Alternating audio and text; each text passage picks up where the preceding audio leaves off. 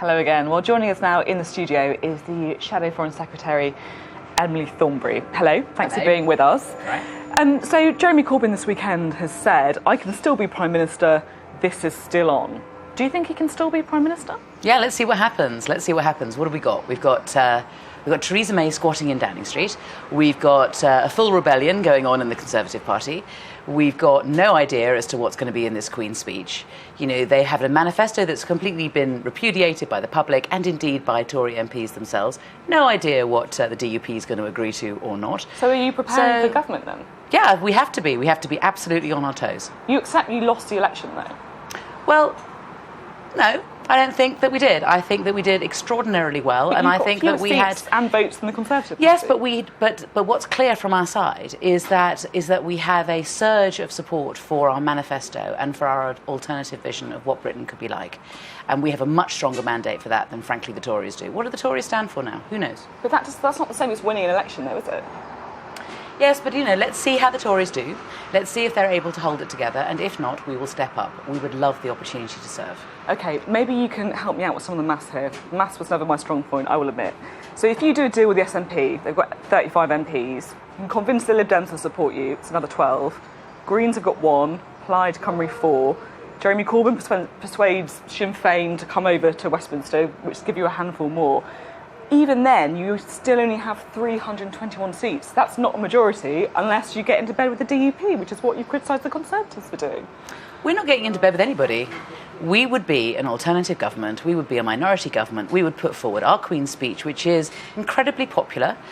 Our policies are popular. Our policies are what the country wants. We would put forward a Queen's speech. We would put forward a budget, and it would be up to the other parties and indeed some Conservative MPs to decide if they wanted to support it or not. But how can you put together a minority government when you've got so many fewer seats in the Conservative Party? Let's see. I mean, we're in uncharted territory. All I'm telling you is that our manifesto is popular, our vision for Britain is right. They have no idea of what they're doing. We are waiting in the wings. We will step in if we are required and if we are called upon to serve. So in a month's time, do you think Jeremy Corbyn could be in number 10? Who knows? Let's see. That's certainly leaving the door open. Yeah. You see, you lost the election campaign, even though I know that for many it feels like a win because you've increased your seats, by about 1 million votes, against what many people feel was one of the worst political campaigns in history. I mean, what does that say about the state of the Labour Party if you couldn't even beat Theresa May and a campaign that, by all accounts, was a bit of a disaster? Let me tell you this, Sophie.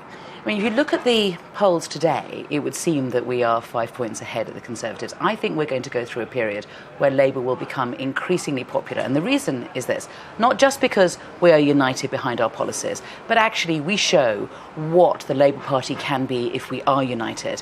And the Tories, in the meantime, are falling apart. We have learnt over the last couple of years that a disunited party is an unpopular party.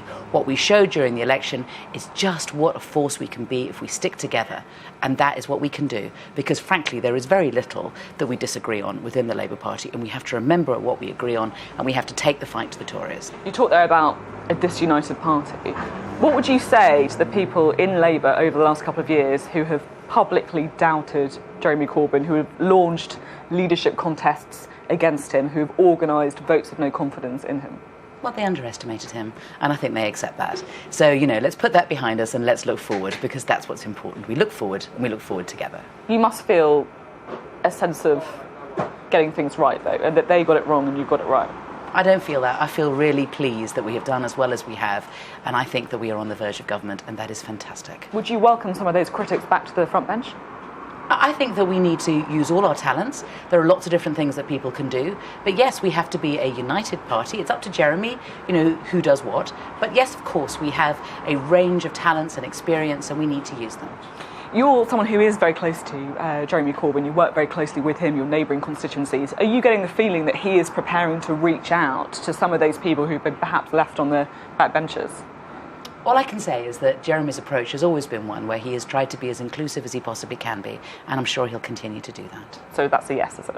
I'm telling you, it's not my job, it's Jeremy's job. Let's talk a bit about the situation that the Conservative Party find themselves in now with the DUP. How do you feel about the prospect of this agreement between the Conservatives and the DUP? I don't know what it means. I mean, I don't understand what it means. I don't know what the deal is, and that is what is so extraordinary. You know, the Tories have won the election, and yet we don't know what it is that they're going to do, and they don't even know what they're going to do. Nobody has any idea what's going to be in their Queen's speech. Theresa May doesn't know. She has to go into negotiations with Philip Hammond, it seems. He's supposed to be her Chancellor of the Exchequer. I mean, they are in disarray, so we do not know what is going to happen next. So it's very difficult for me to critique it in that way. There is one thing that concerns me, and that is the role of the government in the Good Friday Agreement, because it's written into the Good Friday Agreement that the government should be scrupulously impartial in relation to the two sides. And that's kind of hard, isn't it, if you're in coalition with one of the two sides? I mean, there might be crises that might come up. We're heading for the marching season. There have been times when the Secretary of State has had to step in order to ensure that peace is kept on the streets. Obviously, nobody wants to see a situation where the Secretary of State is embarrassed and feels that he has to trade off the coalition with potential problems in Northern Ireland. In all honesty, though, if you were in the same position as Theresa May, wouldn't you be looking to do precisely the same deals? With the Brexit talks days away, don't you need to have a majority in government? I would never be in the position of Theresa May. She did not need to call this election. She called this election in order to get rid of the opposition. She said that she wanted to have a mandate. What kind of mandate does she now have? If I was Theresa May, I would be resigning. But if she got more votes than Jeremy Corbyn, so shouldn't Jeremy Corbyn be resigning as well if he lost the election? No. No. No. It's a silly question. Sorry. One word answer. I love it. Now, let's talk a bit more about those Brexit negotiations, because that is the big issue now facing the country. Do you think Theresa May should be the one sitting down in front of those representatives from Brussels and leading those talks? It's very difficult. I think that it's not really about personalities on this more than what's in the interests of the country. Now, I've been saying for the last year, ever since the referendum, that the best way of approaching this is to do it with the maximum support that you can garnish. So that's why I said to them, put forward a plan at an early stage. Let's talk about it in Parliament. Let's have a united position. And they simply haven't been able to do that because they've been trying to manage internal problems within the Conservative Party. What we have said is that the way in which you can bring the Brexit, people who voted to leave and people who voted to remain together is by putting forward a clear policy which is about the economy, which is about jobs first. We should have a jobs first, strong Brexit. That's what we should be working together on. Now, that's what I think the right approach is. The difficulty is that it's very difficult to work with them because that is clearly not what they want. They want, if they go into this with no deal is better than whatever it is, a bad deal is whatever. I mean, they're contemplating not having a deal at all and just walking away. That would be really damaging for our economy and for our country. And that is quite clear. We have 6 tests. If they want to work on our 6 tests with us, I wouldn't have a problem with that. But as I say, I think that they are so far apart from us, I think it would be very difficult for us to work together. But would it be so difficult, though, if you did get a call from Boris Johnson, for example, saying he wants to get around the table with you and Keir Starmer and David Davis from the Conservative Party, would you be open to that? Yeah, listen, a few years ago, we got the call on social care from the Tories, and they said, let's work together in working out what the answer to social care was. And I went to number 10, and we began the negotiations, and the Tories pulled out. I mean, in good faith, of course we would go into it, but we have a clear idea of what we want from Brexit, and frankly, the Tories are all over the place. So maybe it should be you who reaches out the hand and writes the letter to Boris Johnson to say, let's get around the table. They claim that they're in government, let them begin it. It would have to be their initiative. OK. Now, you're Shadow Foreign Secretary. You speak to representatives from different countries all the time. What has their reaction been to this general election, do you think? I've not spoken to anybody in relation to... actually, no, I spoke to Martin Schulz, but apart from Martin Schulz, who's the leader of the left in Germany, I've not spoken to anybody yet. Clearly there's great concern about it. They want to get a good deal for Britain, for Brexit, and a good deal for Europe, and they're concerned about the chaos that is currently happening in Britain, but... they want to get on with the negotiations. So if there is that chaos and they do want to get on with the negotiations, which I'm assuming is what you want as well, is it right for Labour to be effectively calling for Theresa May to resign?